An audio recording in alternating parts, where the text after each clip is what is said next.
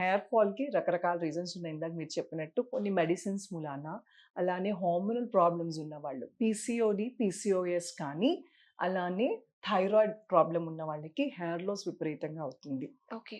దాంతో పాటు న్యూట్రిషన్, సమతుల్య ఆహారం సరిగ్గా తీసుకోలేని వాళ్ళకి, కొంతమంది ఉంటారు కొన్ని వెజిటబుల్స్ మాత్రమే తింటారు. ఆలు ఆర్ వంకాయ అవును. అట్లాగా స్పెసిఫిక్‌గా. ఇక్కడ వాళ్ళకి ఐరన్ డెఫిషియన్సీ ఉంటుంది. హ్మ్. సో, మామూలుగానే ఆడవాళ్ళకి ఎస్పెషల్లీ సౌత్ ఇండియన్స్‌కి ఇటు సైడు హిమోగ్లోబిన్ డెఫిషియన్సీ ఎక్కువుంటుంది. యెస్. సో, రక్తం సరఫరా లేకపోయినప్పుడు మన బాడీలో జుట్టు తొందరగా ఊడిపోతుంది. హ్మ్. అండ్ చాలామంది తెలియక రకరకాల ఆయిల్స్ అవి యూజ్ చేస్తారు. ఆయిల్ మసాజ్ మంచిది. హ్మ్. కానీ ఆయిల్ మూలాన కొత్తగా జుట్టేమి రాదు. ఓకే.